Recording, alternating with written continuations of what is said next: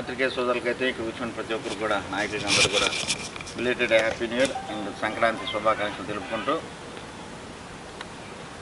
వాస్తవాలని ప్రజల ముందుకు అదేవిధంగా స్థానిక అధికారులకు ప్రజాప్రతినిధుల దృష్టికి తీసుకోవాలని ఈ సంవత్సరంలో మొట్టమొదటిగా ఈ యొక్క ప్రెస్ మీట్ నిర్వహించడం జరుగుతూ ఉంది. ప్రెస్ మీట్ సారాంశం ఏంటంటే నాతరాజుపాళెంలోని శ్రీ లక్ష్మీ ప్రసన్న వెంకటేశ్వర స్వామి దేవస్థానం ఆస్తుల పరిరక్షణ కొరకై ఈ యొక్క ప్రెస్ మీట్. దానికి సంబంధించినటువంటి ఇటీవల కాలంలో కొన్ని రిజిస్ట్రేషన్లు చేసుకొని ఆ రిజిస్ట్రేషన్ కూడా భార్య మీద, కోడల మీద, మనవడి మీద ఈ విధంగా చేసుకొని 2016 నాటికి మైనర్గా ఉన్నటువంటి లోకేష్ రెడ్డి ఆ రోజుకి అబ్బాయికి 5 సంవత్సరాలు 7 నెలలు ఆ వయసులో అబ్బాయి మీద పాస్బుక్లు తీసుకోవడం జరిగింది. ఆ యొక్క దాని మీద అసిస్టెంట్ కమిషనర్ గారు మండల తహసీల్దార్ గారికి 2019లో అమ్మ ఈ యొక్క మ్యూటేషన్ ద్వారా తప్పు జరిగింది, ఇది వచ్చేసి వెంకటేశ్వర స్వామి ఆస్తులు, తప్పకుండా ఈ యొక్క పాస్బుక్లు ఇవన్నీ కూడా మార్చి వెంకటేశ్వర స్వామి దేవస్థానం పేరు మార్చాలని చెప్పి ఆ రోజు ఇవ్వడం జరిగింది. హుస్సేన్ గారు డైరెక్ట్గా లెటర్ ఇచ్చున్నాడు. ఆర్డీఓ హుస్సేన్ గారు నెల్లూరు ఆర్డీఓగా ఉన్నప్పుడు కన్వర్షన్ లెటర్ ఇచ్చున్నారు. ఎవరైతే పట్టాదారు ఉన్నారో బోగోలు వెంకరెడ్డి గారు రిజిస్ట్రేషన్ చేసినటువంటి డాక్యుమెంట్స్ ఉన్నాయి.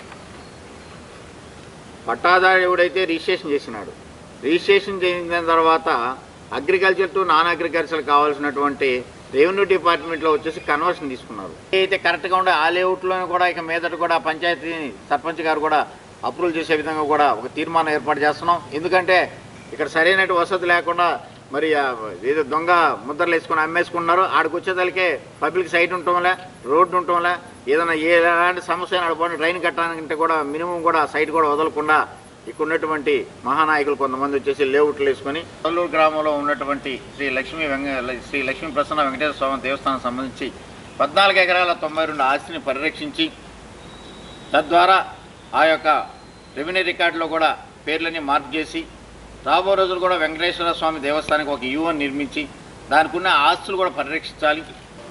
తప్పతోపు గ్రామంలో సర్వే నంబర్ 63, 76, 77, 81, 83, 84 5 ఎకరాల పొలం. ఈ పొలం విలువ ఎకరా 96 లక్షలండి. అంటే ఓ పక్క ర్యాంక్ ఆక్వా ఉంది, ఓ పక్క ఐస్ ఫ్యాక్టరీ ఉంది, ఓ పక్క శ్రీ శ్రీనివాస పీజీ కాలేజ్ ఉంది. ఈ మధ్యలో నుండి ఈ పొలం విలువ 1 ఎకరా 96 లక్షలు.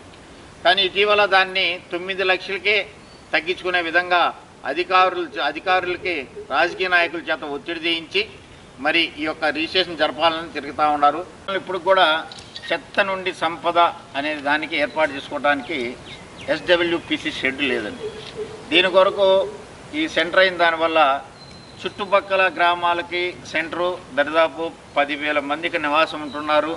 8 మండలాల కూడలైనటువంటి సెంటర్లో అటువంటి షెడ్ లేదని మరి దానికోసం గవర్నమెంట్ స్థలం కావాలని చెప్పి సర్పంచ్ గారు గతంలో కూడా ఎంపీడీ కూడా పెట్టడం జరిగింది.